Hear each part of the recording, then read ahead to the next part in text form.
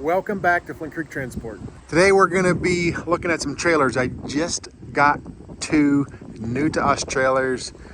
These are the old ones. And I'm not sure if I showed you guys or not, but I will show you real quick what happens to trailers in New York.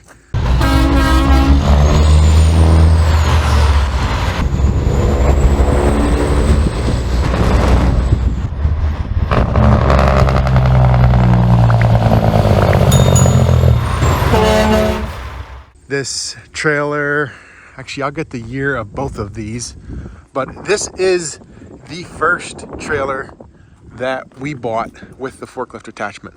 So 2005, date of manufacture 5 of 05. I think we bought this one as an 06. This trailer came from California. We had the cheapest shipping rate on this trailer. This one, a guy brought it in for free. He just wanted to use the trailer to load stuff on. So I'm like, sure, no problem. So that was a 2006. This one, find the plate on here. I'm missing it. I'll probably be watching the video later and see it. All right, well, I don't know, but you can see how rusty this is under here. It is rusty, right? Now that bothers me. Probably similar year, but yeah, look at the rust that is on these trailers. And what happens is, it gets so bad where you have a hole in the frame or stuff starts to crack. These are not like terribly far gone, but it's to the point where they need to go down the road. So they're gonna go. Actually, I think they're both sold already. So I'm just looking at something and that's the problem. Look at there, over there and there. So that's where the VIN plate was. And it literally rusted off. Corrosion. But welcome to New York Salt, and that's what you have. That trailer we had for I think around 10 years, that 2005, because I bought it, I want to say I bought it in 2010, 2011, so actually it might be 12, 13 years that we had it, and I paid $10,000 for it. So this is where I struggle buying a new trailer, because these are drop and hook trailers. So they drop and hook in the yard. They're not run every day. We run them about 9 months out of the year. And that's why I don't always buy new flatbeds. And especially if I can get good prices on the used ones. So these are two trailers I picked up at auction, lot 543 and lot 544. I did not go out and check these trailers out before I bought them. I simply bought them. One's a 2016, one's a 2015. The one has air ride and the one doesn't. Literally a $10,000 difference. Got these though fairly reasonable. I think the one to the right here is, I paid 20 for it. This one I paid 10. But they're a bit cleaner trailers and we'll run these for a long time. Flatbed trailers though do hold their value. They kind of get to a certain point and they hold their value. But under here is very clean. So that's what I look for. They are going to need a little bit of welding.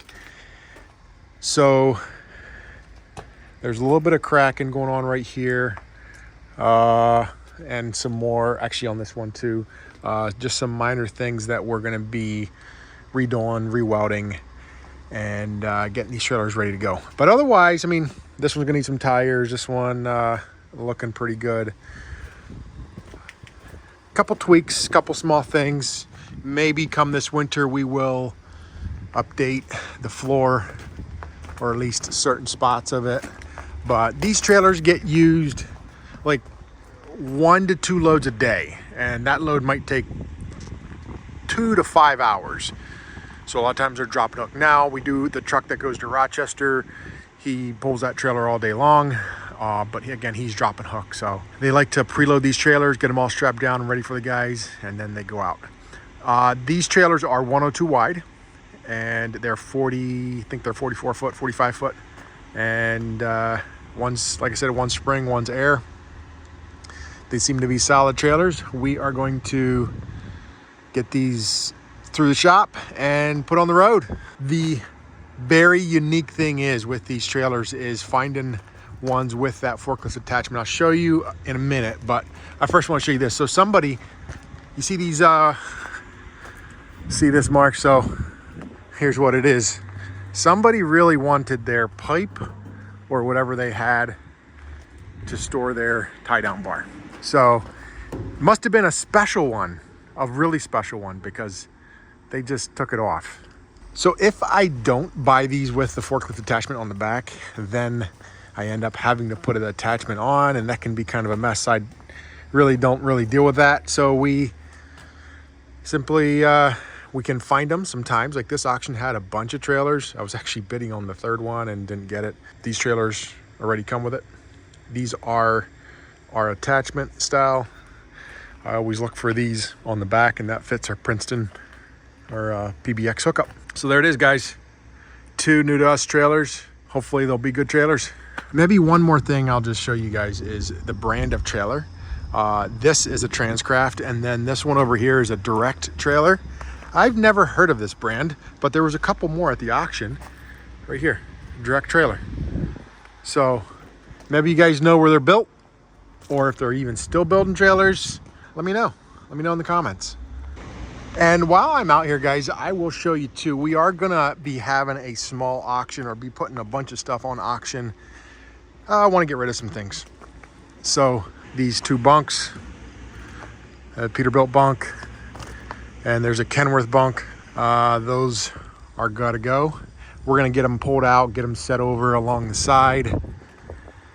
And there's some tanks, barrels, there's a bunch of random things.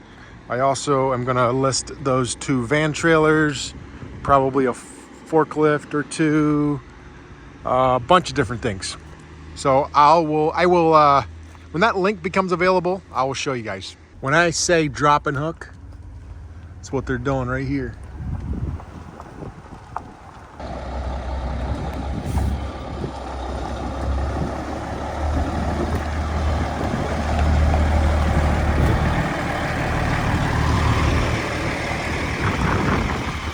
So we do all our own inspections. That trailer's coming in to get inspected. You guys are having fun.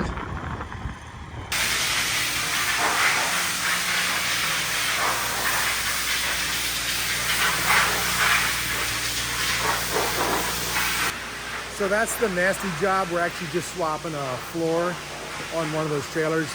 We're actually just turning the floor. So end for end, I'll go out to the shop and I'll show you guys the difference from one end of the floor to the other. All right, guys, I'm out here in the shop. I want to show you this floor that we have. So this was the back of the floor. You can see he numbered everything, but this is the back of the floor. They're going to swap out these seals. You can see it has the wear plates. A lot of times though, what happens is right in here, you can see where this starts to bust out. And I know that what would prevent it is putting my drive unit front further. So putting a drive unit in front of the axle instead of there in between them.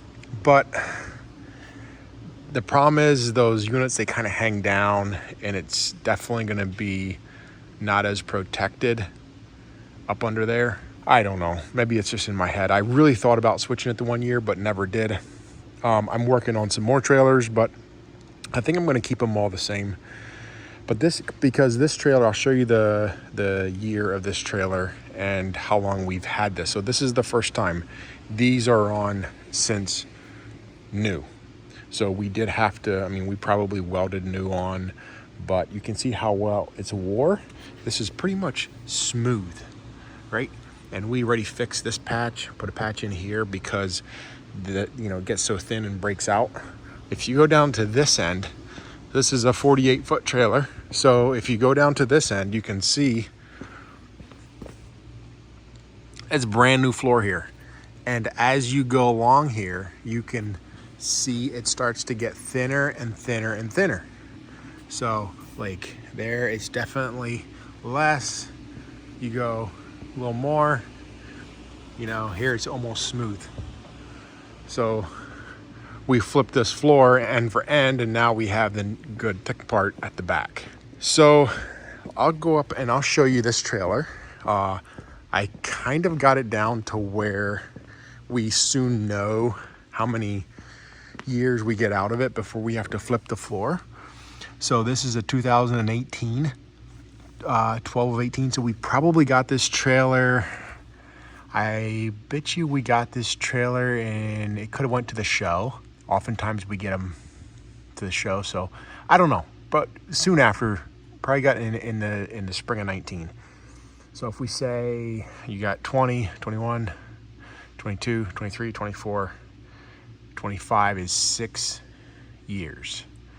So we got about 6 years of use out of this floor, and that's about right. You know, I was figuring about 5 to 6 years we flip the floor, and then we get another 5 to 6 years out of it.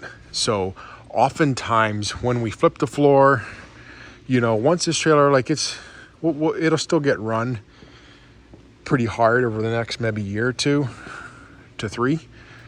But then we start to, you know, we'll keep it more as a spare trailer.